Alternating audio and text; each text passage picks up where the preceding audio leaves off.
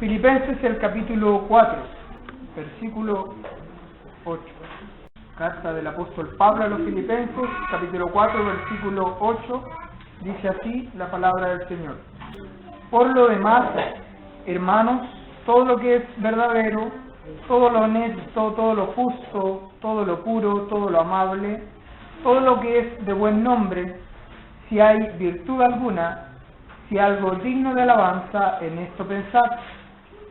Lo que aprendisteis y recibisteis y oísteis y visteis en mí, esto haced, y el Dios de paz estará con vosotros.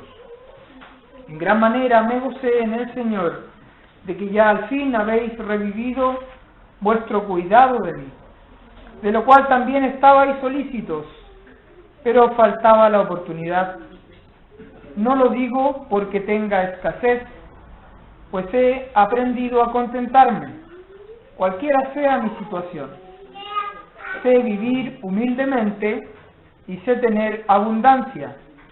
En todo y por todo estoy enseñado, así para estar saciado como para tener hambre, así para tener abundancia como para padecer necesidad. Todo lo puedo en Cristo que me fortalece.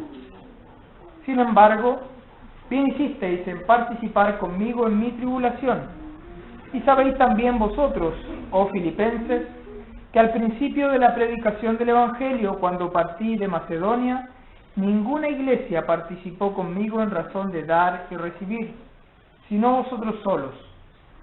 Pues aún a Tesalónica me enviasteis una y otra vez para mis necesidades. No es que busque dádivas, sino que busco fruto que abunde en vuestra cuenta. Pero todo lo he recibido, y tengo abundancia, estoy lleno, habiendo recibido de Epafrodito lo que enviasteis, olor fragante, sacrificio acepto, agradable a Dios. Mi Dios, pues, suplirá todo lo que os falta, conforme a sus riquezas en gloria en Cristo Jesús. Al Dios y Padre nuestro sea gloria por los siglos de los siglos. Amén. Saludad a todos los santos en Cristo Jesús. Los hermanos que están conmigo os saludan. Todos los santos os saludan, y especialmente los de la casa de César. La gracia de nuestro Señor Jesucristo sea con todos vosotros. Amén. Bien, que el Señor siga como siempre añadiendo su bendición a la enseñanza de su palabra. Hemos estado por un largo periodo, ustedes saben que me cuesta avanzar a mí cuando estamos en un estudio, así que hemos estado por un periodo más o menos extenso estudiando la carta a los Filipenses. Pretendo terminar hoy día. Hemos visto un montón de ricas enseñanzas que en esta carta hay para el creyente. Los últimos versículos que estuvimos meditando, el 8 y el 9, nos hablaban de que es necesario y también es posible educar nuestra mente, nuestros pensamientos. Nosotros no somos esclavos de nuestros pensamientos, nosotros no somos esclavos de nuestra mente, somos nosotros los que controlamos o podemos controlar nuestros pensamientos, nuestra mente. Muchas veces hemos escuchado que es necesario pensar antes de actuar, y quizás en más de alguna oportunidad nuestros padres nos dijeron: tienes que pensar las cosas antes de hacerlas. Yo me recuerdo. Y si bien esto es muy cierto, es necesario que pensemos antes que actuemos, hay una cosa que está antes de aquello. Es necesario que pensemos lo correcto para que de esta forma hagamos lo correcto. Porque usted puede pensar las cosas antes de hacerla, pero después las va a hacer mal igual si no pensó lo correcto. Cuando una persona comete un crimen contra otra, esa persona pensó antes de cometer el crimen. Lo que pasa es que pensó algo que no estaba bien. Es súper importante que nosotros, que tenemos a la mano la palabra de Dios, podamos ver, podamos escudriñar, podamos buscar en ella aquellos consejos, aquellas enseñanzas que nos van a ayudar definitivamente a educar nuestra mente. Podemos educar nuestra mente, es por eso que el apóstol Pablo en esta carta les dice a los filipenses: todo lo que es verdadero, todo lo honesto, todo lo justo, todo lo puro, todo lo amable, todo lo que es de buen nombre, si hay virtud alguna, si algo digno de alabanza, pues no le dice, en esto, en estas cosas, tienen que pensar.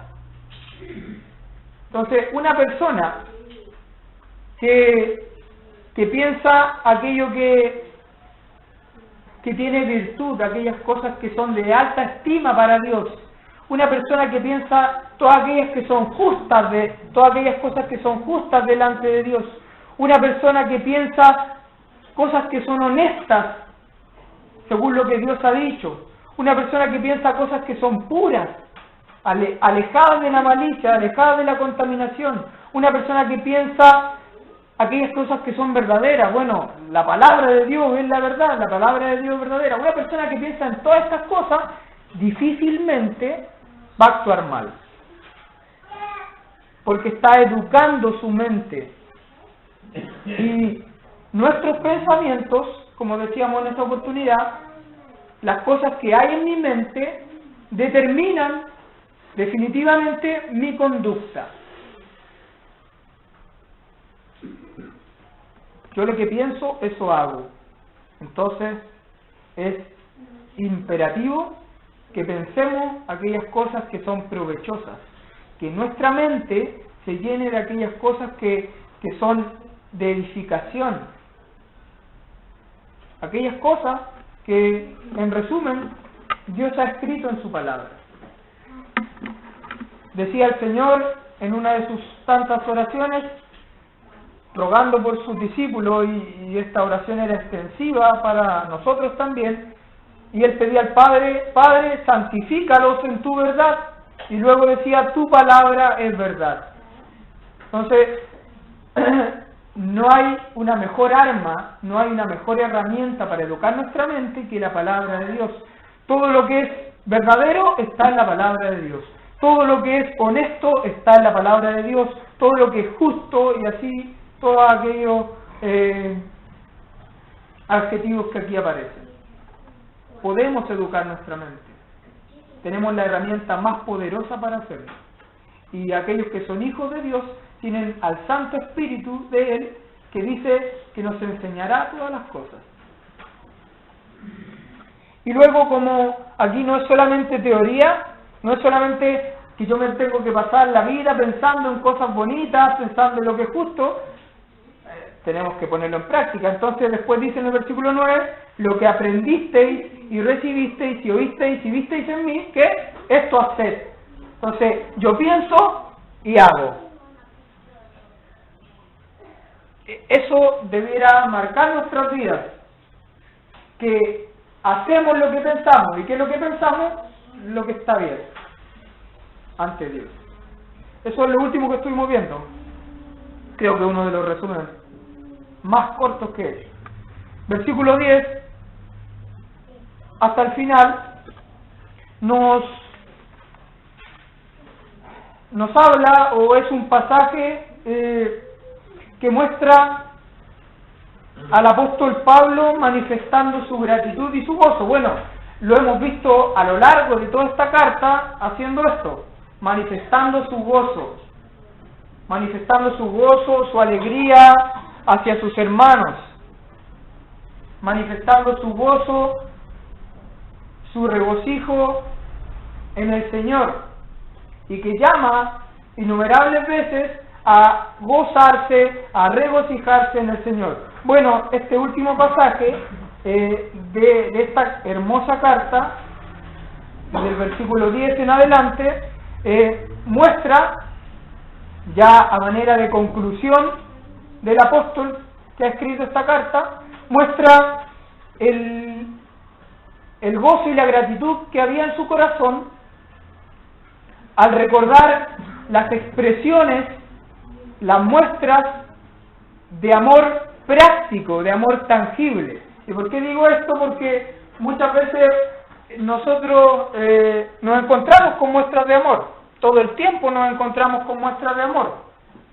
Nosotros mostramos nuestro amor de distintas maneras, pero a veces esas muestras de amor se quedan en palabras. Decirle a mi esposa, decirle a su esposo, decirle a sus hijos que lo aman, esa es una muestra de amor. Que usted le exprese a alguien que quiere su amor es, valga la redundancia, una muestra de amor. Pero lo que el apóstol Pablo recordaba y en lo cual se gozaba, en lo cual él daba gracias a Dios, no era solamente las muestras de amor audibles de sus hermanos en Filipos, sino que eran muestras prácticas, muestras tangibles de amor, que ellos habían tenido hacia él durante mucho tiempo. Y además les deja, y nos deja, por cierto, una hermosa enseñanza. ¿Cuál es esta? Es posible contentarse o estar contento ante cualquier circunstancia. Con esa hermosa enseñanza, el apóstol Pablo concluye esta carta. Es posible estar contento en mi corazón, en mi ser, a pesar de cualquier circunstancia. En gran manera me gocé, dice el versículo 10, en el Señor, de que ya al fin habéis revivido vuestro cuidado de mí, de lo cual también estabais solícitos, pero os faltaba la oportunidad. Aquí, para que lo entendamos, ya lo vamos a estar viendo en algunos versículos más adelante, pero para que lo entendamos, lo que estaba diciendo el apóstol Pablo, de lo cual él estaba agradecido, era que los hermanos de la iglesia aquí en Filipos le habían enviado ayuda material, le habían enviado ofrendas materiales, le habían enviado dinero. De eso él estaba agradecido, de que sus hermanos allí en Filipos se habían preocupado y ocupado de sus necesidades materiales. Y les dice, en gran manera me gocé en el Señor de que ya al fin habéis revivido vuestro cuidado de mí. ¿Por qué le dice que habéis revivido vuestro cuidado de mí? Porque no era primera vez que ellos habían hecho esto. Una de las cosas por las cuales se caracterizaba esta iglesia era de que estaban pendientes de las necesidades materiales de su hermano, del apóstol Pablo en este caso. En uno de sus viajes misioneros, Pablo estuvo en la ciudad de Tesalónica, donde también escribe una carta, donde también había una iglesia. Tesalónica era la capital de Macedonia. Era una región bastante amplia, era una ciudad bastante grande. Pero en ese lugar donde estuvo el apóstol Pablo, nadie, sino sus hermanos en Filipos, se preocuparon de ayudarle en su sustento. Y a ese lugar, a Tesalónica, que quedaba a algunos kilómetros de distancia, le enviaron para sus necesidades materiales. Entonces por eso él les dice, me gocé de que hayan tenido la oportunidad de ayudarme nuevamente, porque en el corazón de los hermanos aquí en Filipos siempre estuvo el deseo de ayudar a su hermano Pablo, pero no habían tenido la oportunidad de hacerlo. Me imagino yo que en ese tiempo no es tan sencillo como ahora, de que quizá apretamos un botón y le puede llegar nuestra ayuda material a otra persona. En ese tiempo no era así. En ese tiempo se tenían que recorrer distancias grandes, muchas de ellas se hacían caminando. Entonces no era tan sencillo recibir algo de alguien, dinero, alimento lo que ustedes se imaginen. Entonces probablemente ellos muchas veces quisieron ayudar a su hermano, pero no tenían cómo hacerlo, no tenían cómo hacerle llegar su ayuda. Pero siempre estuvo en su corazón el deseo de hacerlo. Y cuando tuvieron la oportunidad, lo hacían. De hecho aquí dice, pero faltaba la oportunidad.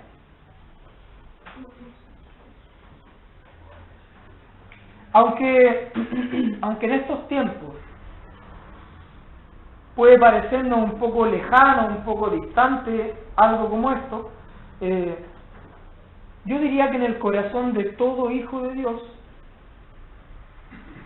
ustedes saben que soy bien blanco, negro para mis cosas, entonces siempre trato de regular un poco, de hacerlo más suave.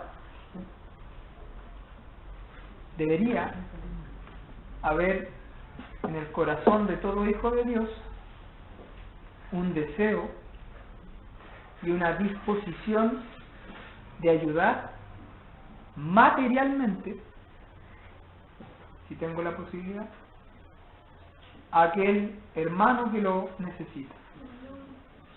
Debería estar en cada corazón de aquellos que decimos ser hijos de Dios el deseo y la disposición de ayudar a algún hermano que lo necesite.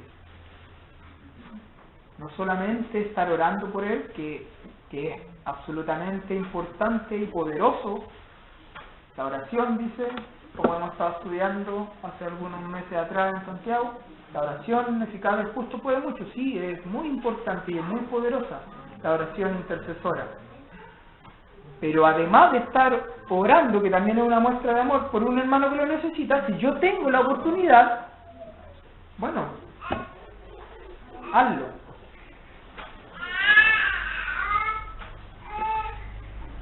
Somos llamados a bendecir a nuestros hermanos. Y una muestra clara en la cual yo puedo bendecir a mi hermano es ayudándolo si él lo necesita, materialmente hablando. Esto es lo que hacían estos hermanos allí en Filipos. Acompáñenme al libro de los Hechos, capítulo 4. El libro de los Hechos, el capítulo 4, versículo 32. Aquí está hablando, contextualizando un poco, aquí está hablando del inicio de la iglesia del Señor, como algunos han denominado la iglesia primitiva. Las características de los hermanos, de los creyentes, en el inicio, en el nacimiento de la iglesia. Y la multitud, versículo 32, de los que habían creído, creyentes, era de un corazón y un alma, y ninguno decía ser suyo propio nada de lo que poseía, sino que tenían todas las cosas en común. Y con gran poder los apóstoles daban testimonio de la resurrección del Señor Jesús, y abundante gracia era sobre todos ellos. Así que no había entre ellos ningún necesitado, porque todos los que poseían heredades, tierras, de esto habla, o casas, las vendían y traían el precio de lo vendido y lo ponían a los pies de los apóstoles, y se repartía a cada uno según su necesidad. Entonces José, a quien los apóstoles pusieron por sobrenombre Bernabé, que traducido es hijo de consolación, levita natural de Chipre, como tenía una heredad, la vendió y trajo el precio y lo puso a los pies de los apóstoles. Yo en algún momento estaba pensando hace poco en desempolvar ese estudio que hice en algún momento de la iglesia primitiva y sus 3 pilares fundamentales. Quizás lo haga en algún momento, pero en algún momento de aquello donde yo estaba estudiando acerca de los creyentes en este tiempo, me encontraba con esto, con este pasaje. Por cierto, le adelanto por si me decido a desempolvar estos apuntes. Amor, fe y esperanza eran 3 virtudes que caracterizaban a la iglesia primitiva en su inicio. a la iglesia primitiva, a los creyentes. Y son los pilares, definitivamente, de la vida cristiana. Nuestro fundamento es Cristo, sobre Él edificamos, pero aquella edificación tiene que estar firme, como esta. Pilares en los cuales podamos ir edificando. Estos pilares, amor, fe y esperanza. Bueno, estos hermanos demostraban aquel amor de Dios que había en ellos, lo demostraban de manera práctica. ¿Cómo? Bueno, aquí la definición es bastante categórica. No había entre ellos ningún necesitado. No eran, puede haber sido que hubiese algunos, pero no eran todos los hermanos adinerados, por cierto. Ahí se nos da el ejemplo de un varón llamado José, por sobrenombre Bernabé. Él vendió lo que tenía y el precio que recibió lo puso a los pies de los apóstoles para que ellos repartieran a aquellos que tenían necesidades materiales. Debe estar en nuestros corazones, debería estar en nuestros corazones un deseo de ayudar, un deseo de bendecir. Esto no es solamente para el que tiene el don de hacer misericordia, que anda preocupado específicamente de las necesidades prácticas de mi hermano, de sus hermanos. Esto es para todos los creyentes. Un deseo y una disposición en nuestro corazón de bendecir, de ayudar, de suplir las necesidades del otro. Volviendo a Filipenses, versículo 11. No lo digo porque tenga escasez. Aquí hablando de lo que él había recibido, de lo que él estaba recordando, de que sus hermanos le estaban enviando ayuda material. Y él dice, no lo digo porque tenga escasez, pues he aprendido a contentarme cualquiera sea mi situación. Sé vivir humildemente y sé tener abundancia.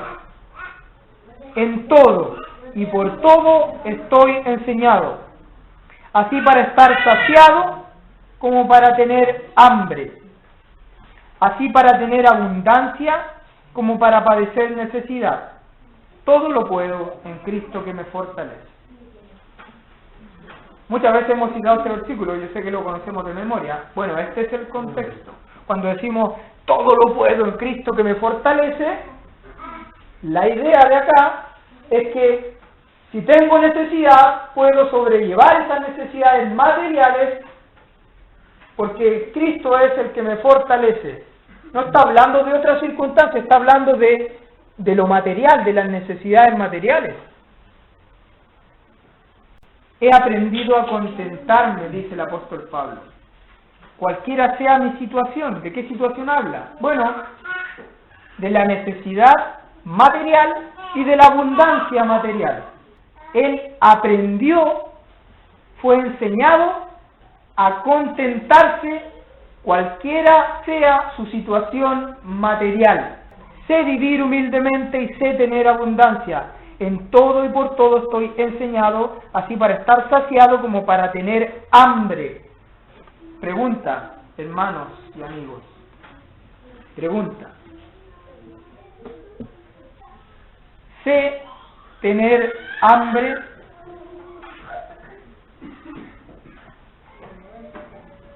¿Estoy enseñado? ¿Estoy capacitado para tener hambre?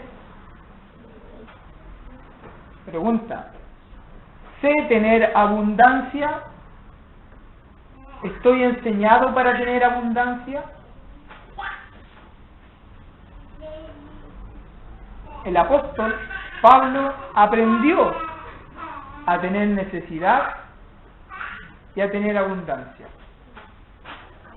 a vivir humildemente. Y aquí el concepto nos habla de, cuando él dice sé vivir humildemente, nos habla de vivir con lo justo, definitivamente lo justo. Apenas si para comer? ¿Qué pasa cuando en algún momento de mi vida he pasado por alguna necesidad material? Alguna que quizás yo considero que es una necesidad material, porque a veces lo que nosotros consideramos que necesitamos, Dios no considera que lo necesitamos. Cuando en algún momento yo he pasado por alguna de estas situaciones de necesidad, ¿sé atravesar esta situación? ¿Sé actuar correctamente cuando estoy en medio de esta situación? Y el polo opuesto, cuando quizá el Señor en su bondad me ha bendecido materialmente con abundancia. ¿Sé actuar correctamente cuando me he encontrado en esta situación? ¿O vamos a lo falta? El apóstol Pablo aprendió. No es algo que él sabía. No es algo con lo cual él nació. No nació sabiendo a ser pobre, a pasar hambre. Él lo aprendió. ¿Y saben cómo lo aprendió? Volvemos al inicio y a la introducción que hice. Educando su mente. Educando su mente. ¿Y cómo educamos nuestra mente? Con la palabra de Dios. Contentarse, aquí entrega la idea de satisfacerse en el Señor, de estar satisfecho en el Señor. Así como cuando nosotros, siempre, yo no sé por qué, pero relaciono estar satisfecho con los porotos granados. No sé por qué. ¿Ah? Hablando de comida, siempre lo relaciono. Bueno, cuando uno se come un rico plato de porotos granados y queda así como ustedes saben que uno queda satisfecho, bueno, esa es la idea aquí. Estar satisfecho, ¿sabe qué? No quiero nada más. Cuando le ofrecen y se sirve más, no estoy satisfecho, no quiero nada más. Esa es la idea acá. Estar satisfecho en el Señor, no quiero nada más fuera del Señor. Estoy satisfecho. No me hace falta nada. Esa es la idea aquí cuando él dice, he aprendido a contentarme. He aprendido a estar satisfecho en el Señor. Primera de Timoteo, capítulo 6, versículo 8.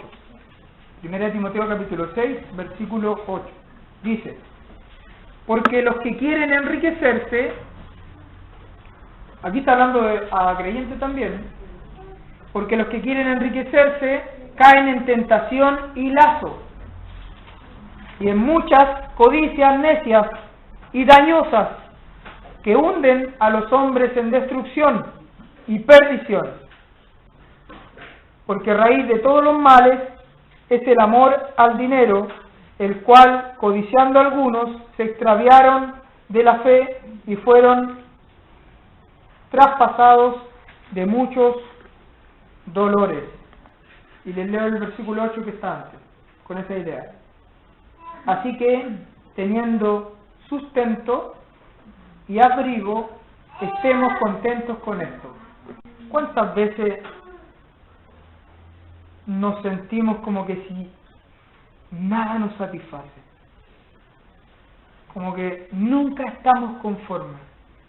Como que siempre necesitamos algo más. Eso no es satisfacción en el Señor. Eso no es contentamiento en el Señor. Pero como decía hace un momento, es algo que se aprende. Quizás no está con nosotros. Definitivamente a veces se ve que no está con nosotros esto. Pero debemos aprenderlo. Aprender a estar contento en el Señor. Aprender a satisfacerme en el Señor. Aprender a regocijarme en el Señor, cualquiera sea mi situación material, en este caso. Y por cierto que podemos extender esto hacia cualquier situación que atravesemos en nuestra vida. Podemos regocijarnos, podemos contentarnos en el Señor. Porque Él dijo, yo te sustentaré. Porque Él dice que es nuestro pastor. Porque Él dice que nada nos faltará. ¿Por qué a veces nos falta algo si Él dice que nada nos faltará? Porque a veces parece que nos falta algo si Él dice que nada nos faltará. ¿Acaso Dios miente en su palabra? ¿Acaso su palabra, como decíamos al principio, no es verdadera? Esto está relacionado a lo que yo decía hace un momento. A veces lo que creemos que nos falta, en realidad Dios sabe que no lo necesitamos. Dios sabe. Por eso no lo tenemos. Pero el apóstol Pablo aquí dice, he aprendido a tener hambre. ¿Necesitamos la comida? Sí, necesitamos la comida. ¿Por qué entonces, al parecer, porque aquí no lo dice tan claramente, por qué al parecer el apóstol Pablo pasó por algún periodo de hambre? Si es algo que nosotros necesitamos. El Señor sabe de qué cosas tenemos necesidad. ¿Y saben?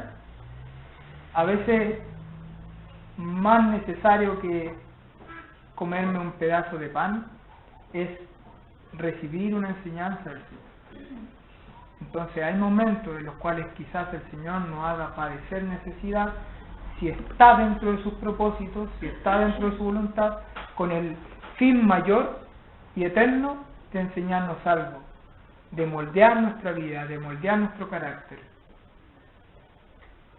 El apóstol Pedro, hablando de los padecimientos, de las persecuciones, de las dificultades, dice, pues es necesario que haciendo el bien padezcáis si la voluntad de Dios así lo quiere. O sea, puede ser que dentro de la voluntad de Dios tengamos que sufrir, tengamos que padecer persecución, tengamos que padecer aflicciones, si la voluntad de Dios así lo quiere. Bueno, de esta misma manera podríamos decir que si es necesario, si está dentro de la voluntad de Dios, quizás tenemos que pasar hambre. ¿Qué vamos a hacer en ese momento donde estemos pasando hambre?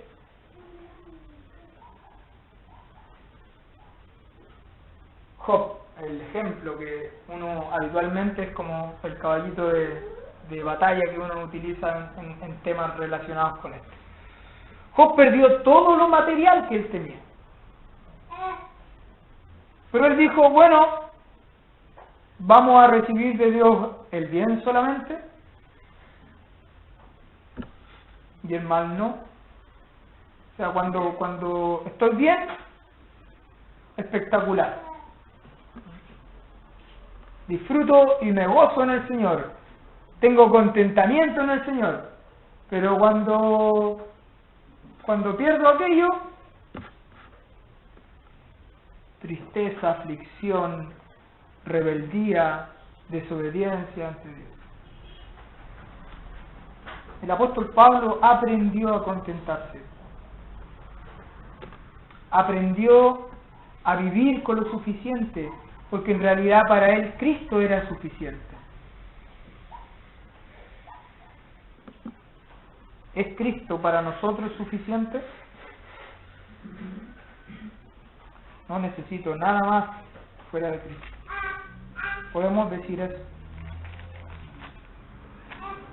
Les leo un pasaje hablando de las ofrendas materiales en medio de la iglesia. Cada uno dé como propuso en su corazón, no con tristeza ni por necesidad, porque Dios ama al dador alegre. Aquí está hablando de cuando nosotros ofrendamos en la iglesia, cuando nosotros ofrendamos para nuestros hermanos. Cuando ofrenda, entiéndase para los que quizás no lo tienen tan claro, como una ayuda material, algo que yo estoy entregando voluntariamente. Y el Señor dice que lo tenemos que hacer con alegría, porque Dios ama al dador alegre. Y dice, y poderoso es Dios para hacer que abunde en vosotros toda gracia, a fin de que teniendo siempre en todas las cosas todo lo suficiente, abundéis para toda buena obra. lo suficiente. Podemos, debemos descansar y confiar en la fuente inagotable de riquezas, que es el Señor. De Él provienen todas las cosas y podemos descansar y confiar en Él, aun cuando en nuestra mente creamos que no nos está dando lo que necesitamos. Es por eso que ya al finalizar el capítulo 4 de Filipenses, el apóstol Pablo dice: mi Dios pues suplirá todo lo que os falta conforme a sus riquezas en gloria en Cristo Jesús. Él tiene la capacidad de suplir lo que necesitamos, lo que Él sabe que necesitamos, no lo que nosotros creemos que necesitamos. La promesa de no ser desamparados por el Señor tendría que bastarnos, tendría que ser suficiente para nosotros, para poder contentarnos ante cualquier situación. Él dijo: yo estoy con vosotros todos los días hasta el fin del mundo. Eso ya debe ser de sobra para nosotros. Que el Señor esté con nosotros hasta que partamos de esta vida, donde vamos a seguir estando con Él. Esa promesa debería ser suficiente para nosotros. Que Él diga que nos conoce, que Él diga que está preocupado incluso de un cabello que cae de nuestra cabeza. Esas promesas deberían ser suficientes para confiar y descansar en el Señor. Dice: sin embargo, versículo 14, bien hicisteis, voy a dejar de lado varias cosas. Sin embargo, bien hicisteis en participar conmigo en mi tribulación. Le habla a los creyentes. Y la tribulación tiene que ver con sus necesidades. Y sabéis también vosotros, oh filipenses, que al principio de la predicación del Evangelio, cuando partí de Macedonia, lo que hablábamos hace rato, ninguna iglesia participó conmigo en razón de dar y recibir, sino vosotros solos. Pues a una Tesalónica me enviasteis una y otra vez para mis necesidades. Los teólogos, los que han estudiado en profundidad, dicen que desde que ellos le enviaron a Tesalónica para sus necesidades materiales, hasta este momento donde él escribe esta carta, habiendo recibido de Epafrodito otra vez una ayuda material, pasaron alrededor de 10 años, dice. Alrededor de 10 años. Pero aún habiendo pasado tanto tiempo, estaba en el corazón de ellos el deseo de ayudar a su hermano. Y aún habiendo pasado tanto tiempo, Pablo recordaba y se gozaba en estas muestras, en estas expresiones del amor divino. Dice: no es que busque dádivas, sino que busco fruto que abunde en vuestra cuenta. O sea, el apóstol Pablo lo que le estaba diciendo, y aunque nos parezca extraño lo que le está diciendo, ¿saben? Cuando ustedes me dan a mí, cuando ustedes me entregan alguna ayuda material, más beneficiados que yo son ustedes. Porque ustedes están acumulando frutos, están creciendo, están madurando, se están desarrollando como creyentes. No es que busque dádivas, yo no busco esta ayuda material, decía el apóstol Pablo, sino que busco fruto que abunde en vuestra cuenta. Ustedes son más bendecidos que yo cuando me dan, porque el Señor está mirando eso. Cuando ustedes se preocupan de mis necesidades, cuando nosotros, hermanos, tenemos en nuestro corazón el deseo, la disposición y finalmente ayudamos a un hermano que padece necesidad, más bendecido que ese hermano somos nosotros. Pero todo lo he recibido, dice el apóstol, y tengo abundancia. Estoy lleno, habiendo recibido de Epafrodito lo que enviasteis, olor fragante y sacrificio acepto, agradable a Dios.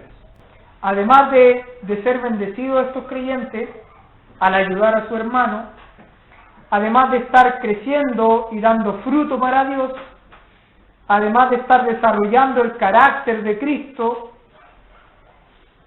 estos hermanos estaban llevando a la presencia de Dios un aroma fragante, un aroma grato. Cada vez que usted se preocupa de las necesidades materiales, insisto, y quiero que lo tengamos claro, cada vez que usted, cada vez que yo, cada vez que nosotros nos preocupamos de suplir las necesidades de un hermano que las tiene, a la presencia de Dios, aquella acción sube como un aroma fragante. ¿Saben dónde más se usa esta expresión? Acompáñenme y con eso terminamos. Efesios capítulo 5. Efesios capítulo 5, versículo 1. Efesios capítulo 5, versículo 1. Sed pues imitadores de Dios como hijos amados, y andad en amor, como también Cristo nos amó y se entregó a sí mismo por nosotros. Miren lo que dice aquí: ofrenda y sacrificio a Dios en olor fragante. Hermanos, amigos, Dios vio una necesidad en nosotros. Dios observó una necesidad en nuestras vidas, una necesidad de salvación.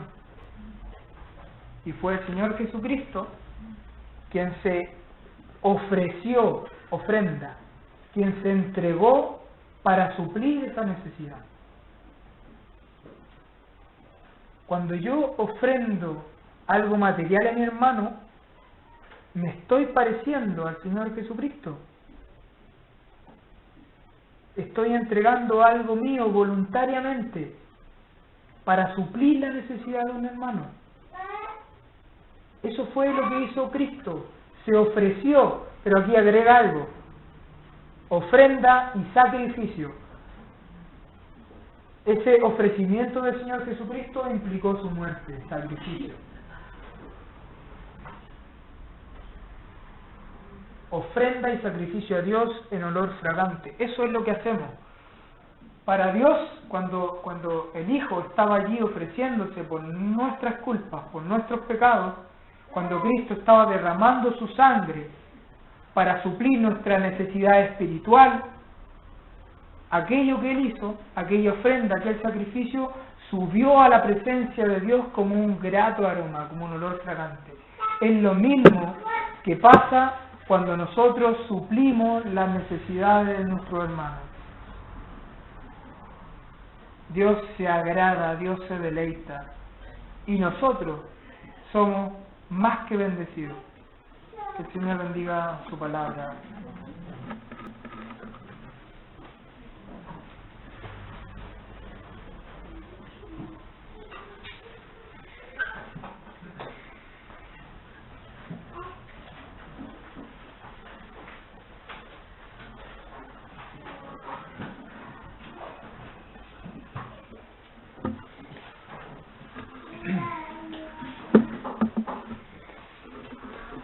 Para terminar,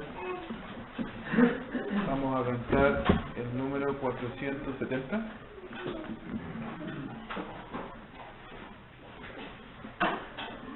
Vamos a cantar la primera estrofa, el coro, la última estrofa y el coro. ¿Ya? Primera y última estrofa entonces, el 470. Es tu fidelidad tan grande, oh Padre, tú dices la verdad, descanso allí, tu luz rodea mi senda en el mundo. Tu voz me anima, mi fuerza es en ti. Oh, qué fidelidad, oh, qué fidelidad. Nunca me canso de darte cada mañana es nueva tu gracia.